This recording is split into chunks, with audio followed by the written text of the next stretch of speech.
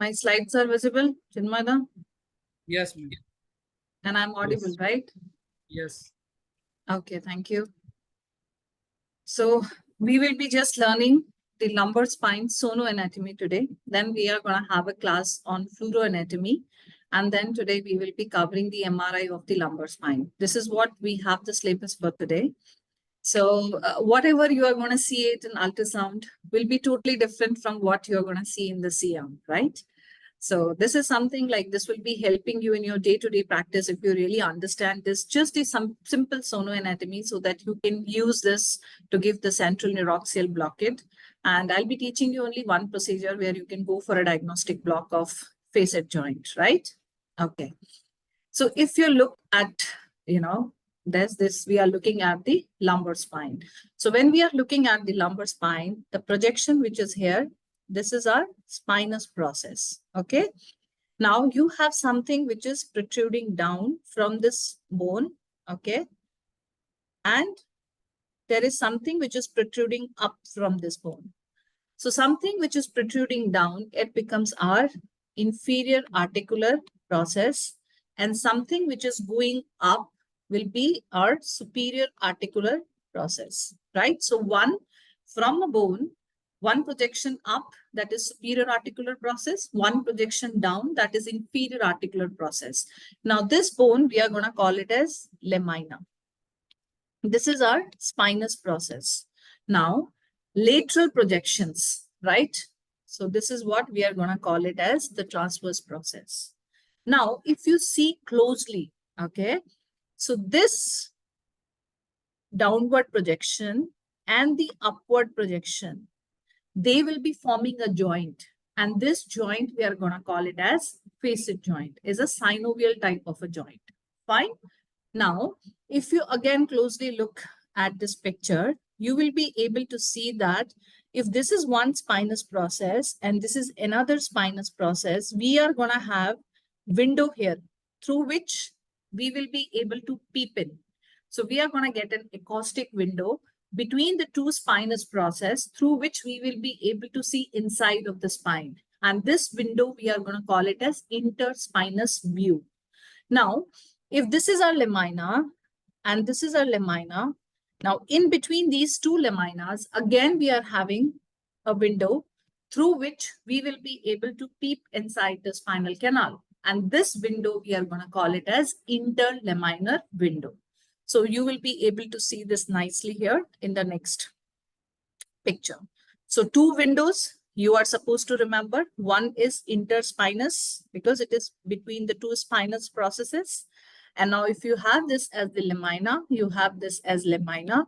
So in between these two lamina, you have another window and we are going to call it as interlaminar space. Okay. Now, if you look at the spinous processes, there is a ligament which will be covering all the spinous processes from up to down. We are going to call it as supraspinous ligament, right? Now, if you see closely, okay, you will be seeing this is the spinous process. This is again the spinous process. So this was the superior supraspinous ligament, not superior. Okay. When you see these two, so again, you have a ligament here, and this becomes the interspinous ligament. So we have a supraspinous ligament, we have an interspinous ligament. Then if you go more deep, you will be able to get the ligamentum flavor, which is from one lamina to the other lamina. Fine. So we have learned about the two windows, that is interspinous window, interlaminar window. Then we have learned about two ligaments, supraspinatus ligament, supraspinous ligament, and the interspinous ligament. And then we have learned about the ligamentum flavor. Okay. Now, if you look at the muscular part, what all muscles you will be able to see here is, first is between the transverse process and the transverse process, we have intertransverse complexes, right? Then anterior to this spinous process, anterior to this transverse process, you are going to have psoas muscle. Okay. This is your quadratus lumborum, right? From the iliac crest going up to this rib or the tip of the transverse processes. So that is quadratus lumborum.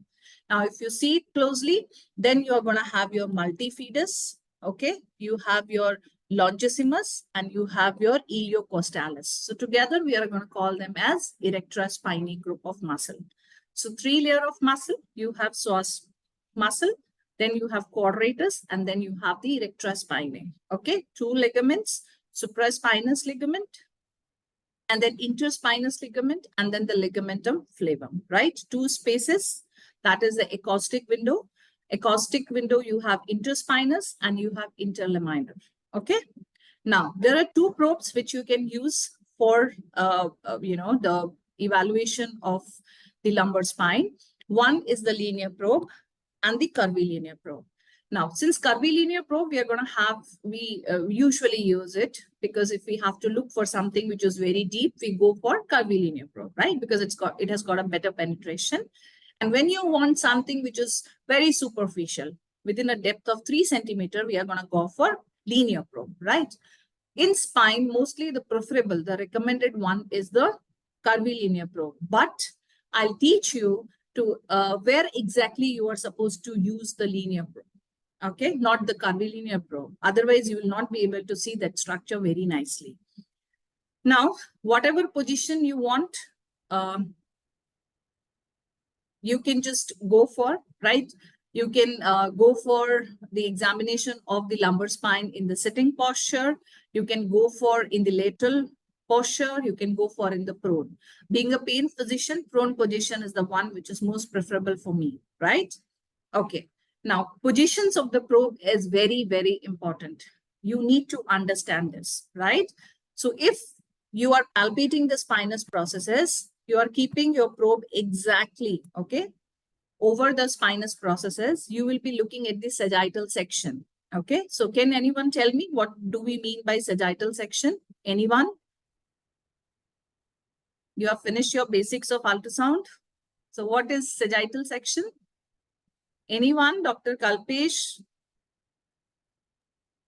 Then we have Dr. Rajendra, Dr. Pankaj, Dr. Kilave. Anybody? What do we mean by sagittal section? So you haven't read the basics? You haven't revised it? Okay. So there are basic. Yes. Come again. I mean, the opposite of transverse is a longitudinal axis. Yes. So what do you mean by sagittal section? I'm looking at the sagittal section. If I say this, what do you mean by this? How I'll be cutting it? Longitudinal axis, fine. How I'll be cutting it? Okay. So see, when in our body, we have 3 planes. Okay. We have a sagittal plane, we have an axial plane, and we have a coronal plane. Okay. So when I say sagittal, I'm cutting that structure into 2 parts, right and left. When I'm saying axial section, I'm cutting that structure into up and down. Okay. And if I'm saying coronal, it is anterior and posterior. This is very important. Okay. So these are the body planes. But in ultrasound, we are going to use 2 axes. That is the longitudinal axis and the short axis. Means I will be looking at the sagittal section or I will be looking at the axial section of that structure. Okay. So here, there are 3 longitudinal, 3, I should say, sagittal planes which you should know. So if my probe is exactly over the spinous processes, I am going to call it as median sagittal plane. Okay. So I am looking at the spine. How exactly I'm looking at? From the median sagittal plane. Okay. If I'm going to move my probe, okay, just little away, means lateral from the medial side, I will be calling it as a paramedian sagittal plane, right? Supposedly, I am tilting the footprint of the probe towards the midline. From that position itself, I am going to call it as paramedian sagittal oblique plane. So this is very important. So we have a median sagittal plane, we have a paramedian sagittal plane, and we have a paramedian sagittal oblique plane, right? So these are the 3 axes we will be looking at in the longitudinal, when our probe is in the craniocaudal direction. Okay. Now coming to the short axis, that is the axial section or the transverse axis, same thing, okay? So we will be looking at the spine when our probe will be over the spinous process, or is it in between the spinous processes? So we are going to have a spinous process view, or we are going to have an interspinous process view. So this is very important. These views, if you know, it will be super duper easy to just look at the sonoanatomy of the lumbar spine, right? Okay, so there are four ways, I should say 4 views and 2 ways to look at the lumbar spine. So you can go from the spinous processes to the transverse process, or you can come from the transverse process to the spinous process. Means you can move from the midline to the lateral side up to the transverse process, or you can start from the lateral side and you can come back to the medial plane, median sagittal plane, right? So both ways you can do. I prefer to come from the transverse process to the midline. Okay, I do not start it from the midline and go to the transverse process. That is my way of scanning. You can follow even the opposite one, whichever is comfortable. Now here, what is important for you to understand, what exactly are the views? So we will be looking at the lumbar spine when our probe will be in the paramedian sagittal plane. That is, first it will be over the transverse process.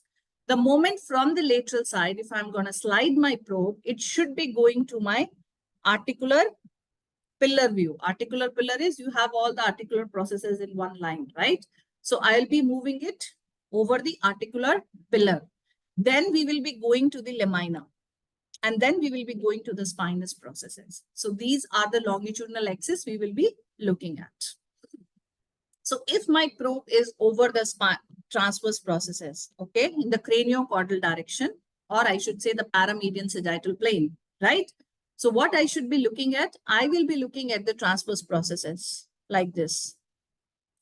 And the view, the name of this view, because in ultrasound for the spine, we have the views for all the, bony things. So if my probe is over the transverse process, I am going to call it as finger-like projection or the trident view. You can see it. It's just like our fingers. Okay, fine. So that is finger-like view or the trident view. Finger-like projection, finger-like view or the trident view. Everything is just perfectly all right. Now, supposedly from there, if I am moving my probe, then I will be coming over the articular pillar. So name of this view is camel hump appearance. See, just like the hump of the camels, right? From there, if I'm going to move my probe, I will come over the lamina. Now, the name of this view is horse head view. Okay, see, it is like the head of the horse, right? And this is the view because it is lamina. So we will be getting an acoustic window to peep inside the spinal canal, right? So if we are going to peep inside the spinal canal, from the posterior to the anterior aspect, we will be seeing the posterior complex. Then we are going to have our intrathecal space and then the anterior complex, right? So the posterior complex will be comprising of your ligamentum flavum. Then you have your epidural space. Then you are going to have your posterior dura. Okay. Now, this anterior complex, which comprises of anterior dura, posterior longitudinal ligament, and the posterior aspect of the vertebral body, you will not be able to see them as a separate structure. You will be able to see them just as one hyperechoic line. Okay. So let's go back to our previous slide. So what am I seeing? I am seeing an horsehead view. Now I have got an acoustic window to peep inside the spinal canal. And we have learned that we are going to have the posterior complex here, then the intrathecal space, and then the anterior complex. Okay. So posterior complex comprises of ligamentum flavum, this one, then you have the epidural space, and then you have the posterior dura. So this 3 will be forming the posterior complex because we are looking at from the posterior aspect. Okay. Intrathecal space will be just unechoic to you. Then when we are going to come over the spinous processes, so this time the view becomes the crescent shaped view. And as you can see, the spinous processes are located approximately at a distance of 0.5 centimeter. So if you are going to use a curvilinear probe for the spinous processes, you will not be able to see them very nicely, right? Because the resolution of the curvilinear probe, okay, the capability of the curvilinear probe to visualize two structures as separate structure is very low for the superficial structures, right? So you will not be able to see the crescents very beautifully. So that is the reason when you want to evaluate the spinous process, it is not the curvilinear probe. You should be going for a linear probe, okay? Now, we'll just revise and I will just ask any one of you to tell me what view is this.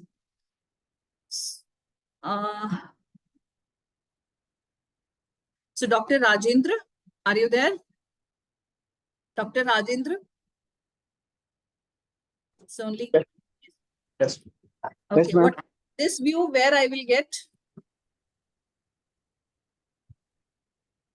Where my probe will be that I will get this finger-like projections? Is a paramedian. Paramedian, okay, paramedian sagittal oblique, but on which structure my probe has to be? Transverse Okay, space. your probe needs to be over the transverse processes. Okay, good Yes, attempt. Okay, Dr. Kritika, are you there? Dr. Kritika? Okay, so only camera is there, Kritika is missing. Okay, Dr. Pratyush? Dr. Pratyush?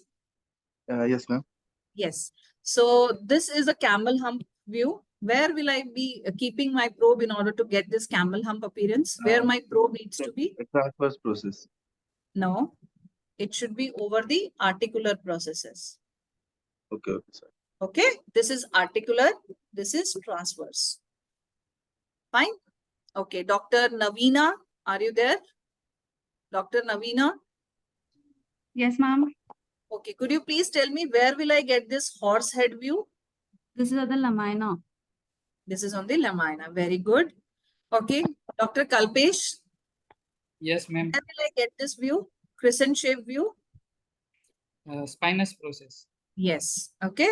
So these views, it was given by Dr. Manoj Karmakar, one of my favorite, okay, when it comes to regional anesthesia, and that too, especially the spine. Okay. So it was a very good article by them where they have listed these views in order to remember it. Okay. So again, I'm revising because this is something very new. Okay. So this is transverse process view. That is finger-like projection or your trident sign. Camel hump is articular process. Horse head is lamina. And crescent shape is your spinous processes. So they are all your, the sagittal views which we are looking at. Could be a median, paramedian, right? So this was the median sagittal. All of them, they are the paramedian views, paramedian sagittal views. Okay, fine. We'll go to the transverse process then. So if my probe is over the transverse processes, see, if it is over the, not the transverse process, sorry, over the spinous process, right? So this spinous process is this much big, right? So if my probe is over the spinous processes, from here till here, I will not be getting an acoustic window to peep inside. So what kind of a thing which I will get? I will get a step ladder-like thing, which I'll be showing in the subsequent slide. But if my probe is here, I will be able to peep inside the window, peep inside the spinal canal. So that is the gist of the story, how to recognize whether you are over the spinous process or you are in between the spinous process. So see, if you are over the spinous process, what you will see? You will see the spinous process, you will see the lamina, you will see the transverse process. But here it will be just a black thing because I do not have an acoustic window to peep inside, right? So it is a step ladder-like pattern. Find 3 steps. The moment I will move my probe in between the two transverse process, I will start seeing something like this. So even if you're just scanning, because this is important, you should accustom your eyes first to the lumbar spine sonoanatomy, though it comes in the intermediate level of MSK.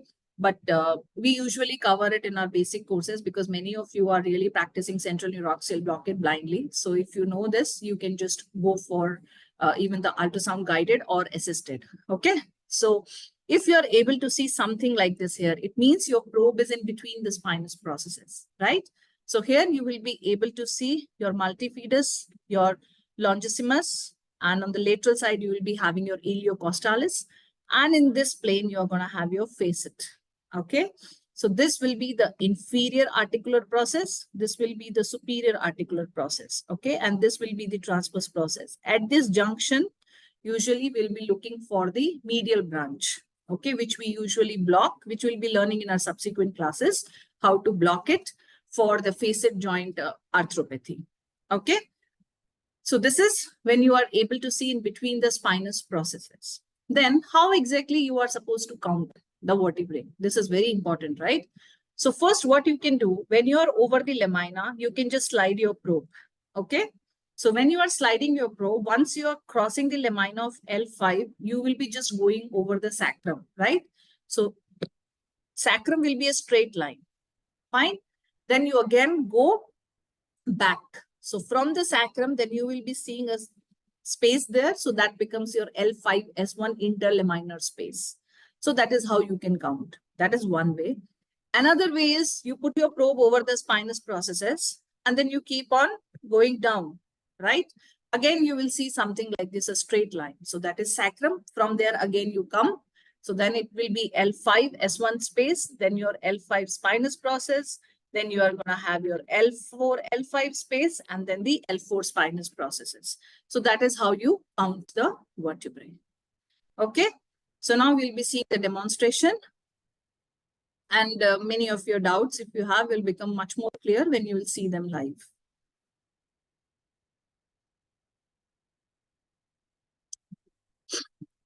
So the foremost important thing is the, I should say, the position, right? Now my patient, not patient, I should say, my volunteer is lying down in a prone position. I have kept a pillow. You can see this white thing just beneath the tummy so that, you know, there is no lumbar lordosis and I'm able to see the things nicely. I will be using the curvilinear probe first. I'll be showing you all the structures and then in the last, I'll be showing you the spinous process, okay, with the linear probe. So if you are learning ultrasound for the first time, you can palpate the spinous processes. So this becomes the median sagittal plane. My spine is like this. My probe is exactly over the spinous process, means this is the midline. So this becomes the median sagittal plane. If I'm going to move my probe from here to here, it becomes paramedian sagittal plane. Okay.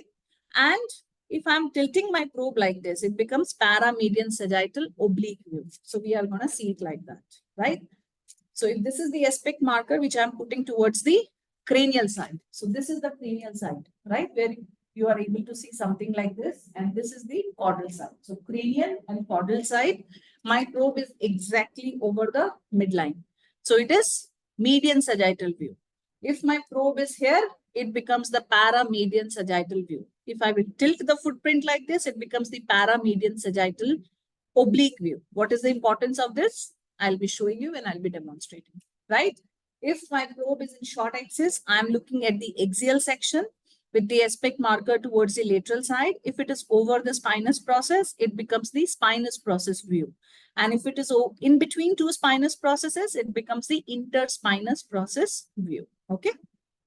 So this is what we'll be seeing. So what you can do is you can palpate the spinous processes, right? And you can put your probe exactly 3 to 4 centimeters away from this. The moment you will be putting your probe, you will be seeing something like this. Okay. Okay, let me decrease the gain a bit.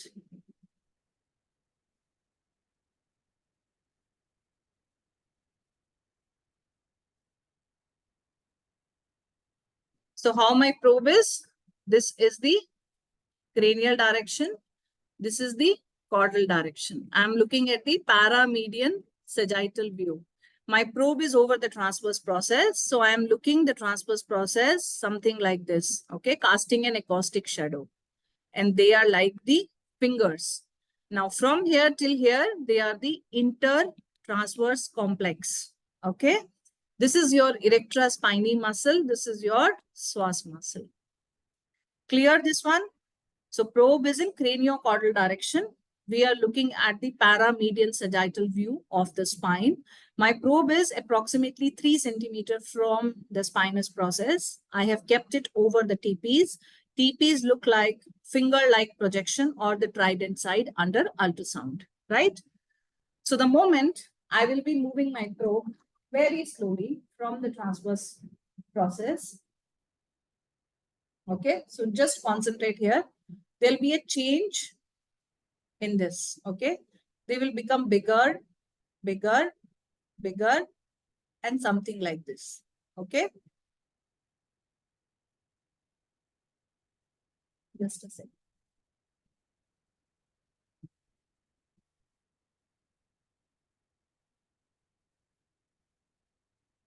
So once I moved my probe, they are just like the hump of the camel, okay? So we are over the articular processes, right? So this is your articular process view. These are just to make you understand, because this is not a view to give any of the spinal injection. This is just to make you accustomed with what exactly are the views which we see under ultrasound. So from there, if you are going to move more medially, so we will again start with the transverse process so that you remember. Okay, let me clear the drawings. So we were over the transverse process, okay?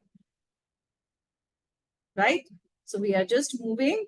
We'll get something like the hump of the camel, right? Now from there, again, I'm moving. I'm sliding my probe medially. That's all, I'm doing nothing. The moment I will be doing so, I will be able to now see something like this, okay? So what is that? This is the horse head. This is one white line here. So this is your anterior complex, okay?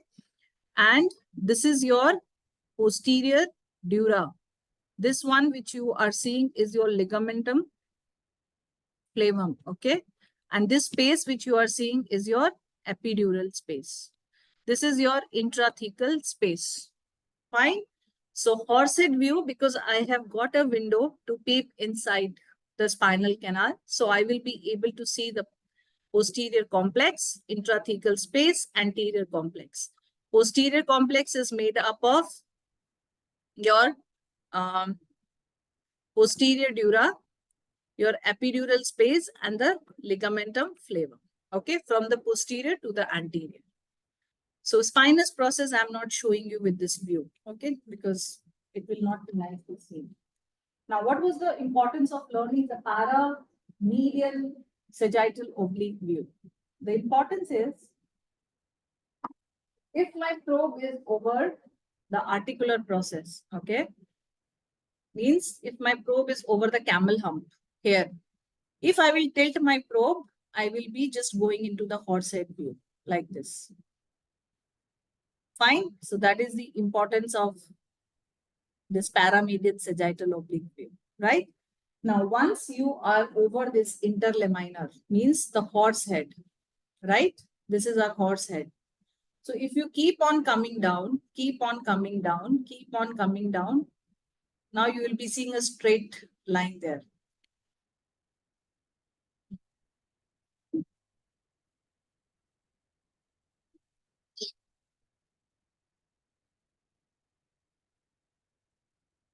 Okay.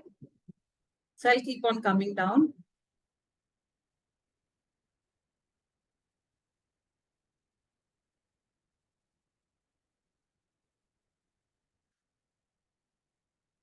So now here you are able to see a straight line which has come. This is one, this is another one. So this is your sacrum. This will be your L5 S1 laminar space. This is L4 L5 laminar space.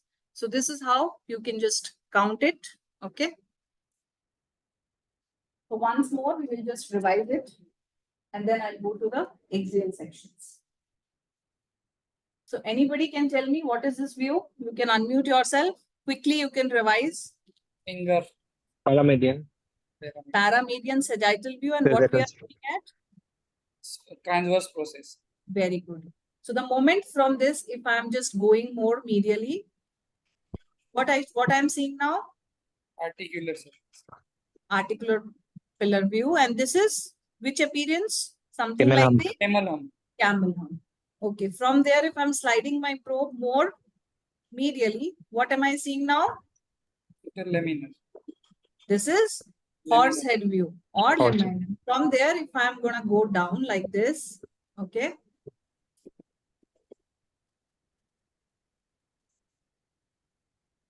So are you able to see one straight line has come here, Yes. Sacrum. right? So that is your sacrum. That is how you will be counting. So that finishes your all these sagittal views, right? I'll show you the spinous process with the linear probe, not with the stubby view. Now, if I'll put my probe in short axis to the spine with the aspect marker towards the lateral side. So once I'm doing so, I'll show you first the spinous process. Okay. So if you closely see, you are able to see one bone here, right? One here and one here. Okay. This view is not clear to me, right? So means my probe is over the spinous process. That's the reason I'm not able to see. This will be your facet joint in the coronal plane. That is your lamina. This is your transverse process. That is your spinous process, right? So spinous process means you will not be able to see anything here. Now I will move my probe and I will show you how exactly the interspinous will be looking like to you.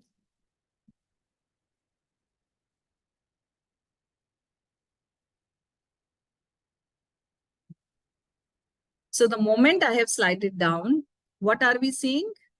One line here, something here. Then you have one here, and something like this. Okay? Because I have got an acoustic window to peep inside, right? So if I have got an acoustic window to peep inside, always remember in 99% of the time, you will be able to see the anterior complex nicely. Okay? Then you are going to have your posterior dura. This is your ligamentum flavum. That is your space. This is the inferior articular process. That is the superior articular process. This is your transverse process. So usually we give the medial branch here. Okay. So spinous process and interspinous is clear to you? Everyone? If it Yes. is clear, you will be telling me which view I am showing you. Okay. See it nicely and then I'll show you how to count the spinous process.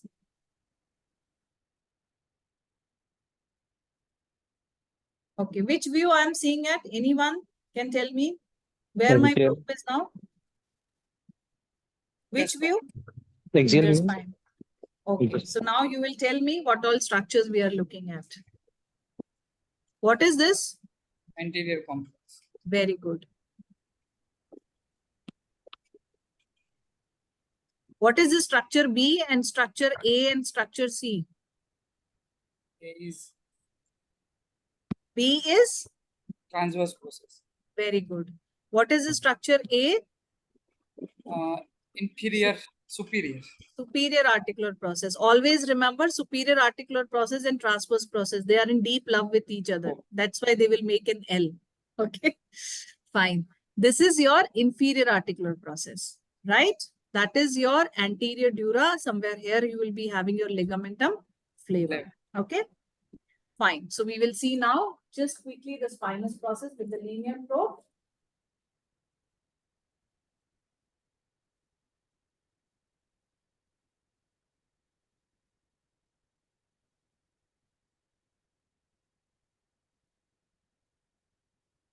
And the ligaments.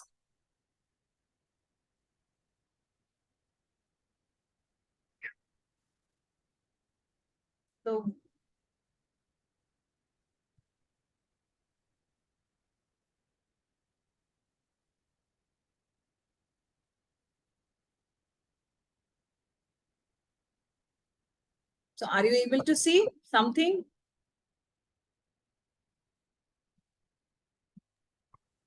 Too much of gain I have increased. I will freeze it here. But let me show you the two spinous process. So we will learn the ligament also. So again, my probe is where it will be the sagittal plane. So let me show you subsequent to spinous process so that.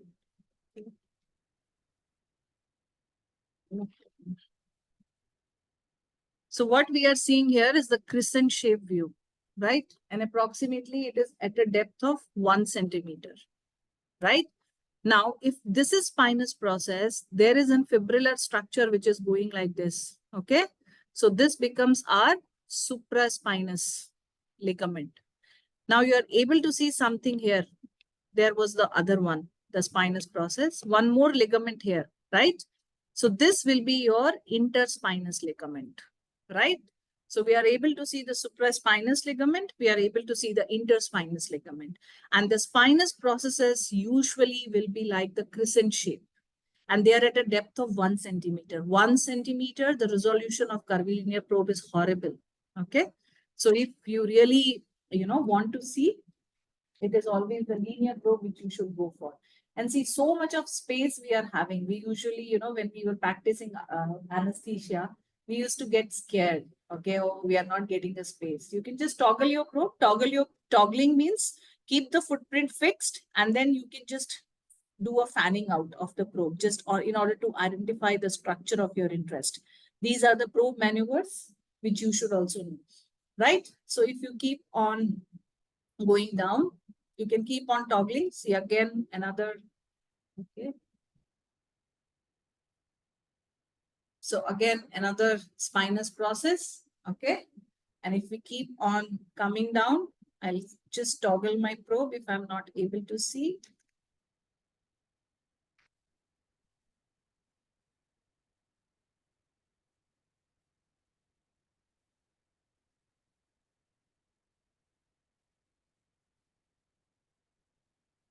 So we were here, right? So we can slide our probe more.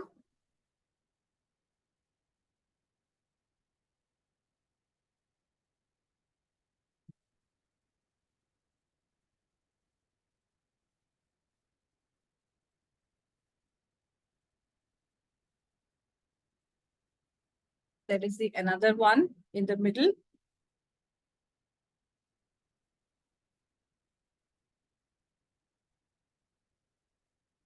So see this, even I'm using a linear probe, but I'm just having a very, I should say, lean and thin individual. So with that also, I'm able to appreciate this. See, this is the spinous process, right? This is your lamina. And I'm able to appreciate this even with this probe. So even with the, like if you have a very lean and thin individual, with that also you will be able to see the structures nicely, okay?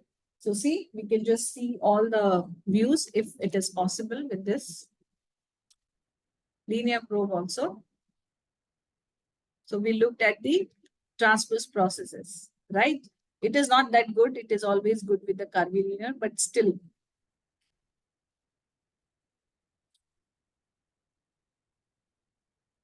So that is your camel hump. This is your horse head view. So you are able to see even with the, I should say, the linear probe. So if you are having a very lean and thin individual, you can go for the linear probe also. But the best is to have a, I should say, the curvilinear probe so that you get a very wide field of vision. So that finishes just the small demonstration of the lumbar spine. So if you have any question, quickly you can ask me, or Dr. Chinmoyda will be taking now the fluoroanatomy of the lumbar spine. Chinmoyda, are you there? Okay, he's there. You're not taking. You're here only. So Chinmoyda will take now the fluoroanatomy. And if you have any question in the meantime, you can write down in the chat. I'll answer that. I'll answer there, and I'll share this article of Manoj Karmakar sir. And you can go through this article. It's a very good article.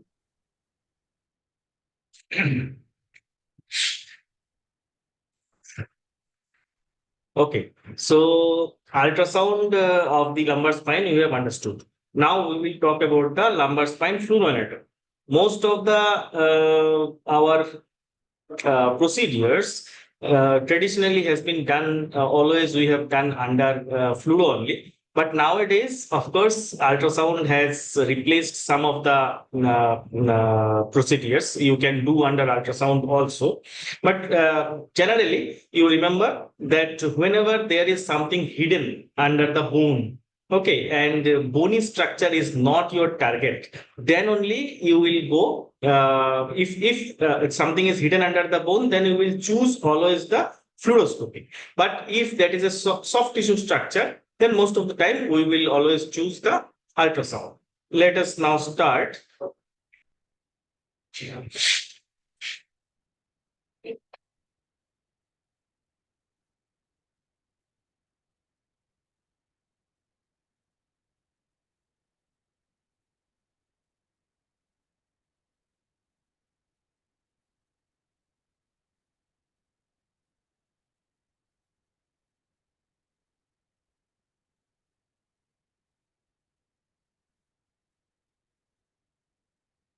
So first I will go with the basics of spine imaging. Before you go for some procedure, you have to make the diagnosis. And for diagnosis purpose, we always, when a patient comes to us with pain, then we go for X-ray, MRI mainly. CT scan sometimes needed, and if MRI is contraindicated, then only we will see the CT scan. But mainly X-ray and MRI, you should have a very good understanding that what is there. Okay, so basics of spine imaging, let us start. So goal of imaging, what we want to see in that images, first thing, positive findings in support of diagnosis. Okay, so then rule out the red flags. Sometimes the X-ray or MRI can be completely normal, but that normal also is very important to us because we want to rule out the red flags. Then note the incidental findings. Some incidental finding always can be there, which is not a may not be the cause of the pain at that point of time, but that can be a important finding. Okay, what is included here? So X-ray, CT scan, MRI, these things. X-ray, you see. So we encounter X-ray in two ways. One is just the X-ray film which patient brings to you, and you have to understand that what is there. And secondly, it is the fluoroscopy CR, fluoro. So here we do all the procedures. Let us see that what is there in this X-ray. So so this is an AP view. You can understand very clearly that this is an AP view. This part I will show you later also. So it is a three-dimensional structure, but we are seeing in a two-dimensional view. So as soon as you see the X-ray, you must understand that which side is most posterior, which side is most anterior. Okay, these things are as if they are in the same plane, but they are. It looks like as if in the same plane, but they are not in the same plane. So something is anterior, few things are posterior. Gradually, if we come from anterior to posterior, then what are the things? First, it is the vertebral body. Then the pedicles are not seen here, but then there will be pedicles. Then there will be, so these pedicles we are seeing in a end-on view. We are straight seeing. So it is like a rod. You can say this is like a rod. So there. And at that area, of course, by the side of the vertebral body, that transverse processes also we will see. Then from there, in AP view, of course, we are not very clearly seeing the joints, articular processes, which is the facet joint areas. Then these are the laminas and this is the spinous processes.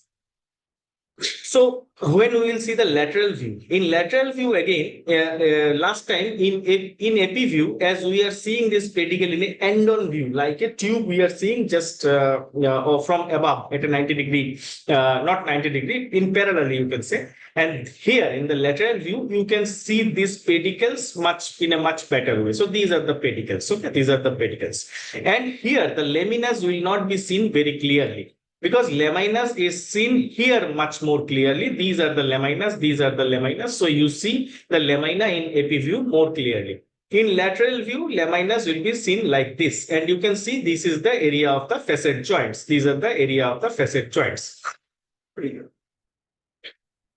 So in AP view, this is the AP view and lateral view that is commonly seen. Okay, just a minute.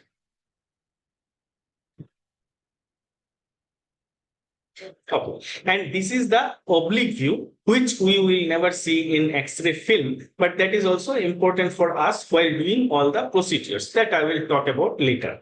Okay. Now, while you are seeing an, X-ray film in your clinic, then first thing which is most important, that is alignment, body, cortical outline, disc spaces. This is called ABCDE approach. Even the age of soft tissue is also important in some cases. Okay, so here anterior vertebral line, posterior vertebral line, though it is the cervical spine area, but these vertebral lines are very important. Posterior spinous line. These spinous processes are very, sometimes it is a bit difficult to see because these are deep structures. Okay, so this posterior spinous line is also, you can see. Okay, then comes, so alignment. First thing you see ABCD approach. This is the alignment for any area we are seeing, be it lumbar spine or be it cervical spine. We will see that whether the alignment is normal or not. So in a lumbar lordosis, this lumbar lordosis is a very important alignment which is normally present in our body. So here, if you see the lumbar spine, here you can understand that this alignment is a bit more, which we will say this is hyperlordosis. This amount of lordosis is not present. This is more lordosis. Okay. So in general, these alignments are a compensatory mechanism. Okay, it can be straightening or it can be more lordosis. Okay, middle one is hypolordosis and third one is upper lumbar kyphosis. Here, though you can say that this is more lordosis and this is less. Here, in one area, two curvatures we can see. The lower part, the lordosis, of course, it is reduced, but upper part it has started to become kyphotic. So these are all abnormalities of alignment. Similarly, in cervical spine also, this type of alignment abnormalities we can see. In thoracic spine also, this is a kyphotic structure. This is straightening, we can see. So first thing is alignment. Alignment can be abnormal in two different planes. Either it is kyphotic in frontal plane, kyphotic, or in the sagittal plane, lateral plane, it is your scoliotic. If the sagittal balance is not normal, so scoliosis also we can find. Now comes vertebral body. When we will see the B for body, so first we have understood the alignment of the lumbar spine, which should have a normal lumbar lordosis. It can be more, it can be less. Now comes body. We will see the vertebral body, whether it looks normal or not. So what it can be, in epi view also we will see, and in lateral view also we can see. So first thing, epi and lateral view, in both views we will see that whether body looks normal or not. First thing, fracture can be there. So mainly osteoporotic fracture comes to us. It is not the traumatic fracture, because traumatic fracture, of course, will go to the orthopedician. And in osteoporotic fractures, many a times patient comes after many months, because in old patients, say patient is a 70 years old lady, so they may not have that much pain, and patient may come after many months, and you can find that okay, there is a fracture. So while diagnosing this type of X-ray, sometimes gives you a incidental finding. Patient is not complaining of that much pain, but you can see that there is a fracture. Now, degenerative changes. What are the degenerative changes? As we all most of the time deal with the aged patients where it is the background phenomena is degeneration, and due to that some structure has become the pain generator. So what are the degenerative changes we can find in this lumbar spine? So see, these are the osteophytes. So these osteophytes are one of the sign of degeneration. Secondly, the height of the vertebral body and height of the disc, both can decrease with time. So these are the degenerative changes. Here there are some sclerotic changes in the end plates. Sclerotic means what? Sclerosis means more of it is a fibrous degeneration. Fibrous tissue like structure comes there, new structure, change in the bony structure to a fibrous material. So that is the end plate mainly. So these are the degenerative changes. Of course, kyphosis, scoliosis, they also can be degenerative. In fracture part, of course, as I told you, fracture can be of different due to different cause. Mainly, it is maybe due to some injury. So those fractures we will not treat. But if some fracture comes to us, that fracture has happened, it is a chronic injury, and due to osteoporosis, somebody has suffered fracture. So in those cases, a pain physician has his role. So we can go for vertebroplasty, cementoplasty, those type of things. So here you can see when we are evaluating a fracture, we must evaluate that a fracture is otherwise a red flag sign, but as I told, only a part of all the different fractures we are treating. So here, first thing we have to see that whether it is a stable fracture or an unstable fracture. So for understanding that, here is a 3-column concept, Dennis 3-column concept. Here it is the anterior column, and it is the middle column, and it is the posterior column. So posterior column, you can understand, just behind the body, everything is a posterior column. What is anterior and middle column? The anterior 2/3 is anterior column, and middle column is your middle column is posterior 1/3. Just a minute.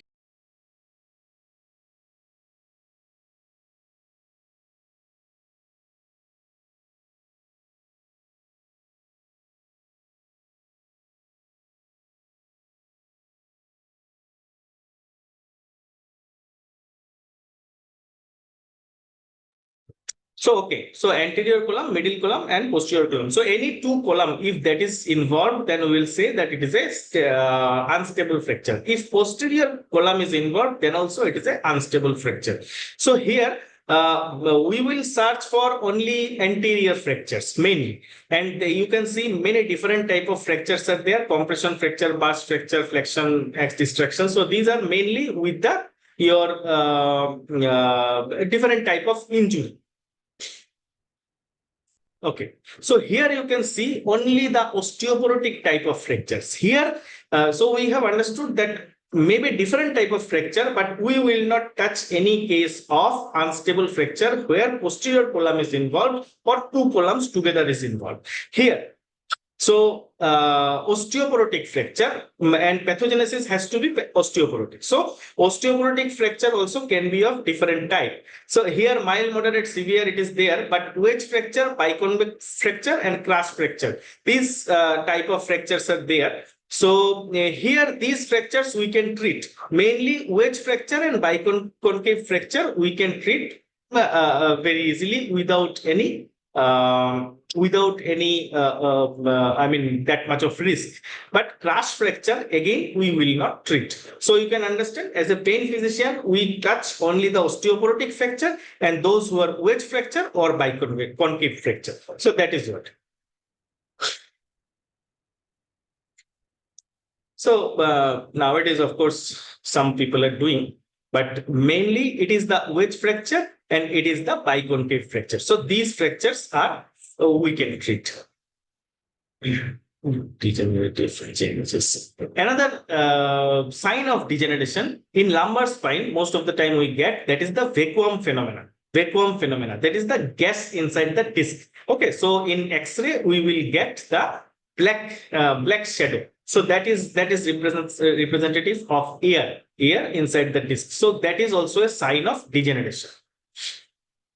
Osteoporotic spine. While evaluating the vertebral body, sometimes why actually we are seeing all this thing, because first to make a diagnosis, second for if you want to do any procedure, if patient has indication also, before procedure you must know that what you will see under the fluoroscopy. So many times in osteoporotic spine, when we are doing a fluoroscopy guided procedure, we do not even see the structures clearly. I mean, only few points you can see, others you cannot see if patient is that osteoporotic. So you can see this type of picture is for osteoporotic fracture, osteoporotic spine. Okay.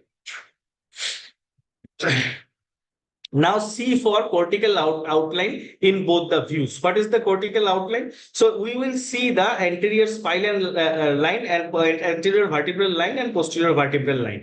As we make a hypothetical, I mean, we just want to draw a line, we will see that if there is a sudden gap, here you can see posterior vertebral line, if there is a gap.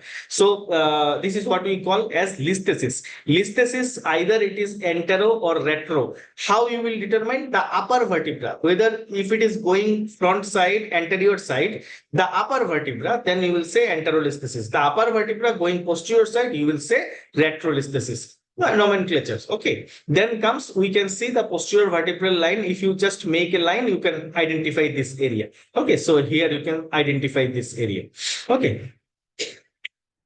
Even while seeing the cortical lines, it is not that we will not see other cortical lines also. Here you can see one fracture here also, but in oblique view, you can see the fracture line is here. That I will say in oblique view again.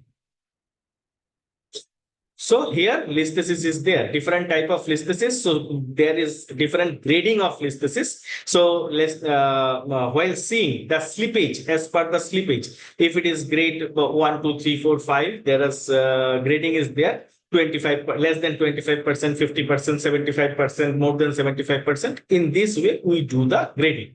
Okay. As such, for spondylolisthesis and listhesis related pain, if you understand that, okay, listhesis is the problem, then you must refer the patient to surgeon, because we cannot, we cannot treat the listhesis by our interventions. Okay. One more thing, while seeing the degenerative spine, you should understand what is syndesmophyte and what is osteophyte. Both are not same. Here you can see left side picture. These are osteophytes. Osteophytes come out as bony spikes from the vertebral body in a perpendicular direction. So these are osteophyte. But syndesmophyte, on the other hand, you will see the bony spikes going from one vertebra to another vertebra. Actually, these are calcification of the intervertebral disc. That's why it is going from below to up. But just for understanding that if the spike is going above or coming below, then these are not osteophyte. These are syndesmophytes. And why do we need to understand that? Because syndesmophyte is a sign of inflammatory disorder, inflammatory disease like spondyloarthropathy, spondyloarthritis, ankylosing spondylitis, those things. In those cases, it is not that not only the treatment of pain generator, but the background pain also has to be treated. Okay, so these are the syndesmophytes. And these are the osteophytes. Simple osteophytes are there. So now syndesmophytes, you can see. So this is a bamboo spine. This is syndesmophyte of ankylosing spondylitis. So this is a bamboo spine. Lastly, as I told you, when you see the cortical outline, anterior spinal line, posterior spinal line, you have seen. So here you can see the different, as posterior spinous process line, there is a spinous process line. So while evaluating spinous process line, you can understand few things. One thing here, you can see a fracture in the spinous process. So that is also possible. Okay, this is also possible, spinous process. But other spinous processes, here you can see that there is no fracture, but between two spinous processes there is no gap. It should have been a gap. Okay, otherwise when patient extends, then two spinous processes will hit. So this is also a cause of back pain.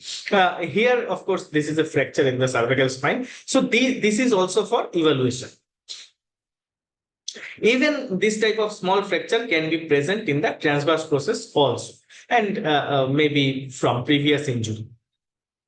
Now, while seeing SI joint, we will of course see the, while seeing the lumbar spine, we will always see the SI joints also. Because in most of the lumbar spine cases, in a degenerative lumbar spine, when you are making the diagnosis, you are making the differential diagnosis, then SI joint arthritis or SI joint arthropathy always is a part of that pain. Okay, so part of that process of evaluation. So here you can see this is a normal SI joint. How do we understand? Or this one, of course, grade 1. This one is grade 1. This one is normal. So how do you understand that this is abnormal and this is normal? Mainly see the cortical outline. If the cortical outline is very clear and you can just trace it from above downwards, then it is normal. But if you see the cortical outline is a bit hazy, sclerotic changes are there, then it is the grade 1 SI joint arthritis or grade 1 changes. Okay, here you can see grade 2 changes. Okay, these are in between. I mean, like it is a bit more. So this is grade 2 changes. Here it is grade 3 changes, and grade 4 means ankylosis. So there is no joint left. All joints have come together and joints have left. Joints are ankylosed. So these are the grading of SI joint arthritis. So while always when we will see the when we will evaluate the LS spine, we will evaluate the SI joint also. Just a minute.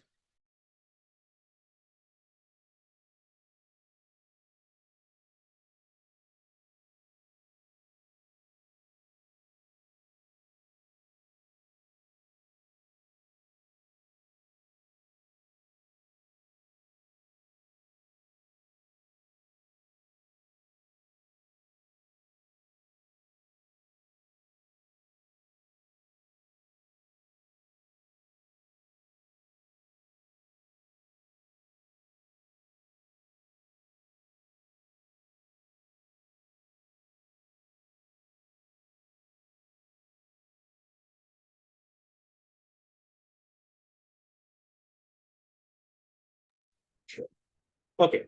Now comes post surgery. So here there are some changes, or while seeing the X-ray, you must be ready to see some abnormalities in the X-ray of the lumbar spine when patient comes to you. So what you can see here, you can see the pedicular screws are there in the position, and you can see that laminectomy has been done. So this is a post surgical changes. Okay.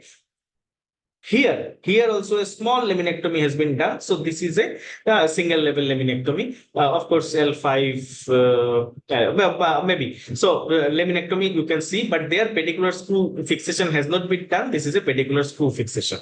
Okay. Some congenital variations. What we can see in this variation. So we can see that this is your spina bifida. This is a spina bifida. This is not a abnormality. You can say that this is a congenital variation. Doesn't mean that it will cause pain. So you should know that okay, this can be there.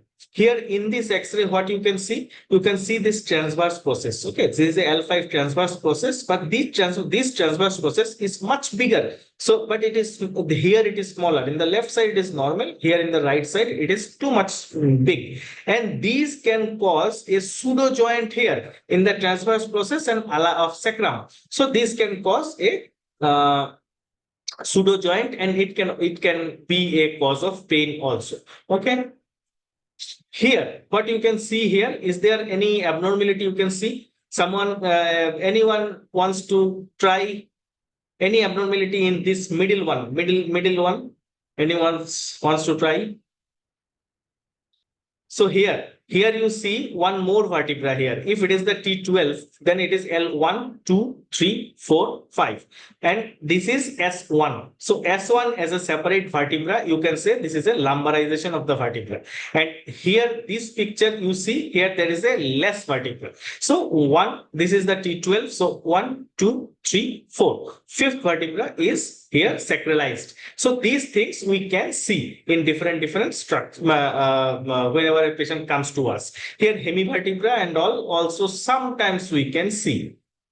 Now disc spaces and age of the soft tissue. This I am not saying you in a detailed manner. You can see that in degenerative spine, disc space will become less. It is possible that there is no disc space at some level if it is too degenerative. Okay, disc space and age of the soft tissue sometimes says that whether there is a soft tissue swelling or not. So age of the soft tissue also we have to see. In CT scan, so X-ray is done. This much is X-ray for our preliminary evaluation.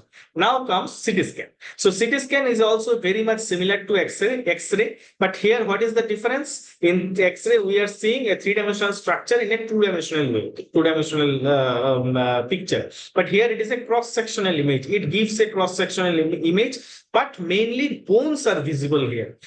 Sometimes it is possible that in some patients a pacemaker is there or some other implant is there, and you cannot go for MRI. Patient is giving a picture of nerve pain or nerve compression or soft tissue. You want to see soft tissue, but so in normal X-ray you cannot see. But then if MRI is not, you cannot do, it is contraindicated, then you will go for CT scan. So it gives a cross-sectional image, and mainly bones are visible. Other tissues are also visible, but not in a clear way. So useful where MRI can't be done, and specific instances it can be better also than MRI. Very specific instances. Small amount of small osteophyte which is there in the foramen and intervertebral foramen and pressing the nerve.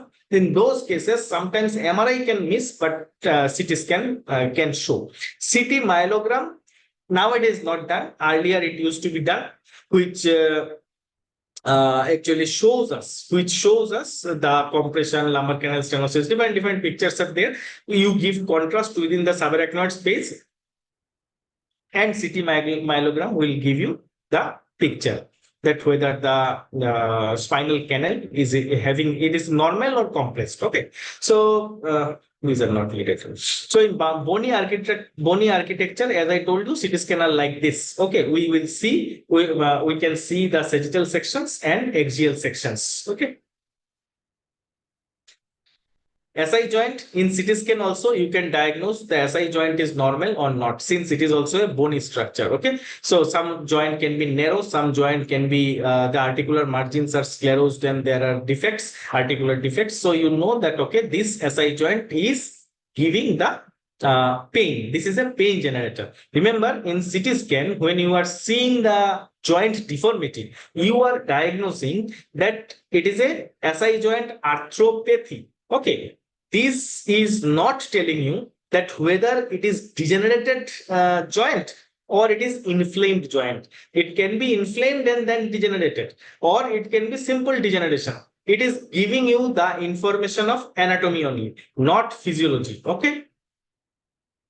This is what I told you, myelogram, CT myelogram. So you give the dye inside the subarachnoid space and then you see that whether there is any compression or not. Okay. So PIVD, you can diagnose in CT myelogram also sometimes. This is beaten apple appearance. It is we get in lumbar spinal stenosis. Okay, anyway. Now comes MRI, which has become the gold standard of any back pain problem where you can think of that maybe it is due to disc or maybe due to nerve. So in MRI has become gold standard, and you must know the basic of MRI at least. So here you can see, so the like CT scan only, it can also show you the cross section, sagittal section, and okay, coronal section also. Picture is not there. Anyway, coronal, sagittal, axial, 3 sections we can see by MRI. So this is axial section. Okay, and here one important thing is planning. What is the meaning of planning? So this is done by usually radiographer, but you also must know what he is doing. You can see the 3 different type of sections are there, but say one section has been taken over the axial section over L4, and one section has been taken over L3.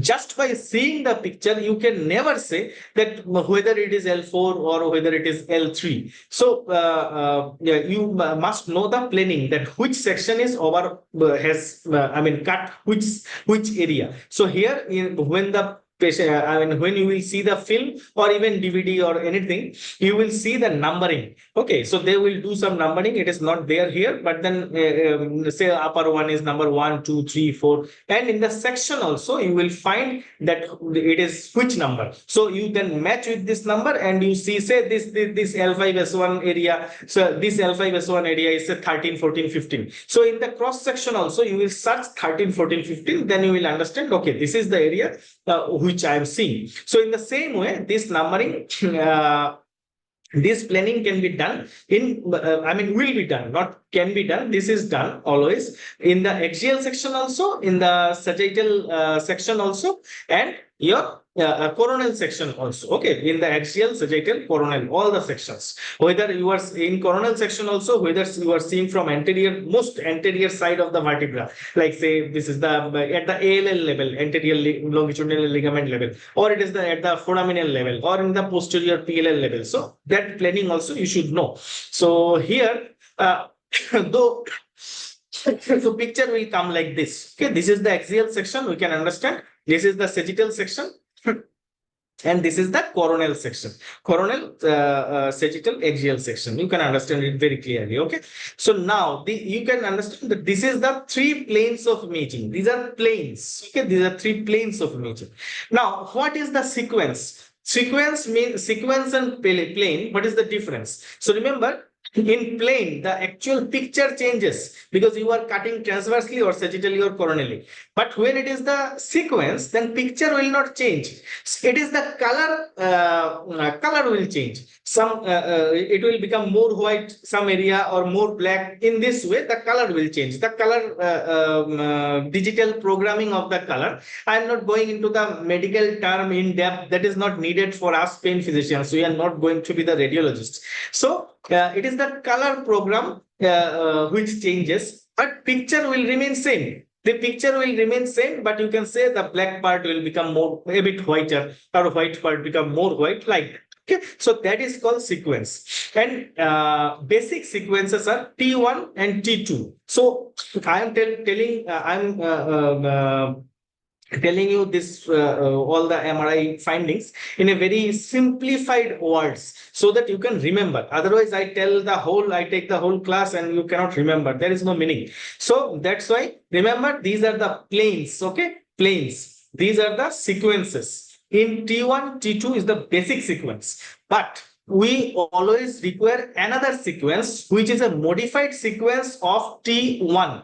So that is called STIR. So these three sequences are there in our MRIs: T1, T2, STIR. Okay. Now, modified sequences, how this thing can be modified?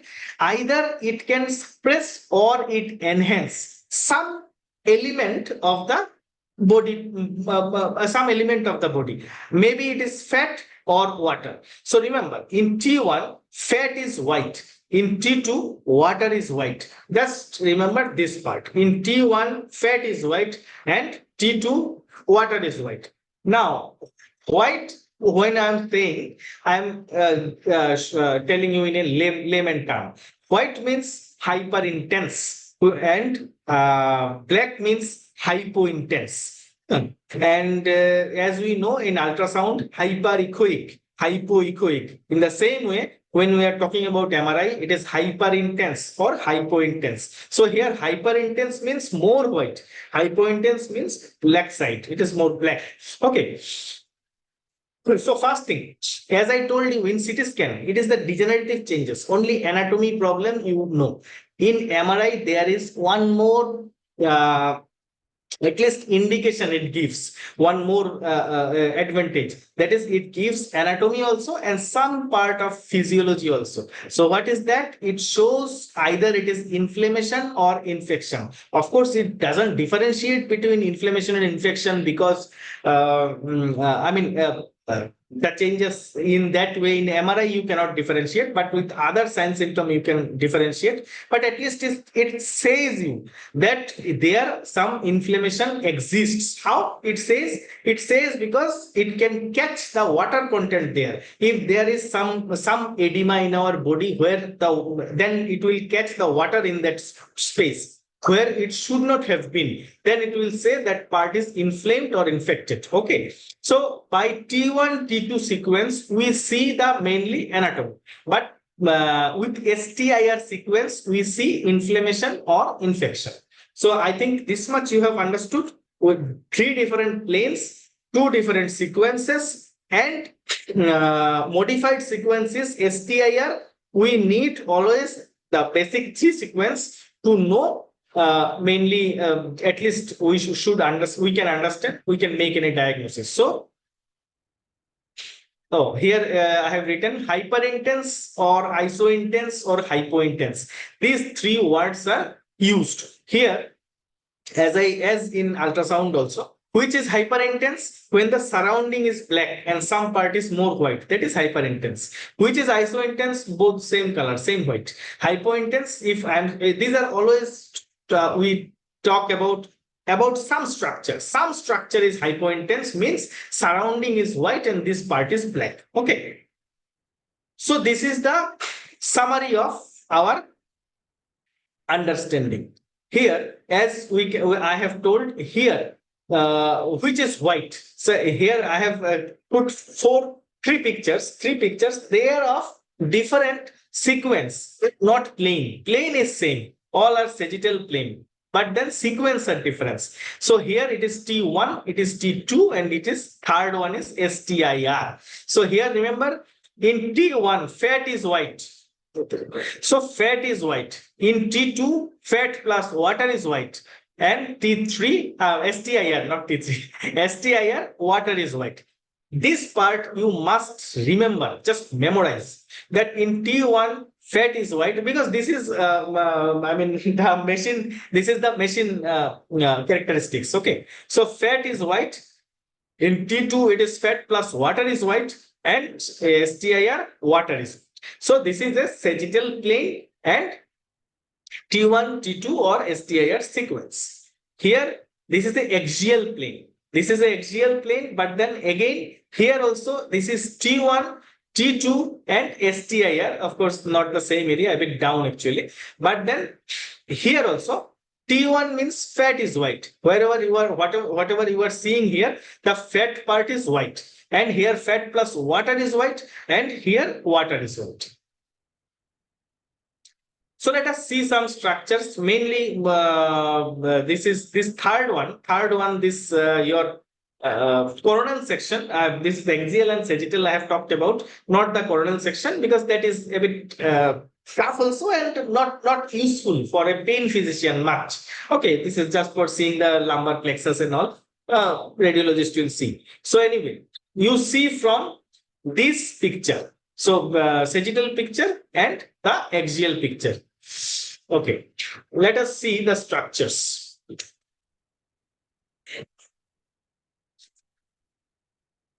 Here.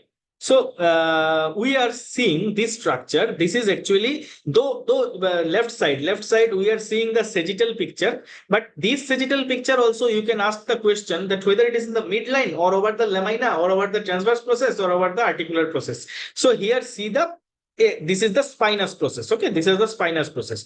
So it has to be the midline. So this is the midline sagittal picture. Okay, so what we are seeing, this is the fat area. Okay, subcutaneous fat. These are subcutaneous fat, skin and subcutaneous fat.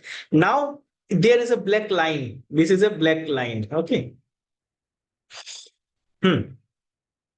This is a supraspinous ligament. So this is supraspinous ligament. Supraspinous, okay, anyway, supraspinous ligament. Okay, between two spinous processes, this part is interspinous ligament. Okay, interspinous ligament. So supraspinous ligament, interspinous ligament, skin, subcutaneous tissue, we have understood. One thing you see, whenever you have a confusion that whether I am seeing the bone or not, then see the color, how much hyperintense or hypointense of these areas. Okay, so these are always bones. So under MRI, most of the bony area will be this same color. Okay, here of course a bit hypointense, but it is same. So you know that, okay, this is spinous processes. Now let's see other structure. Here, so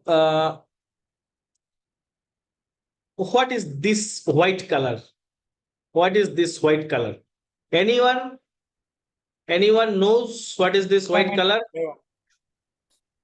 Somebody is telling, tell me. Ligamentum flavum. White color, this white color. Epidural fat. Epidural fat. These are epidural fat. So after that, of course, this picture here L5, 4, 3, 2, 1. So here it is the medullary cone. Okay, spinal cord and shear, spinal cord and shear. Okay, now these structures are your coda equina. These are coda equina, but then here you will not see the coda equina in a better way. These are coda equina, but you will see if I go in the laminar area, if I go in the laminar area, you will see the coda equina in a much better way. Okay.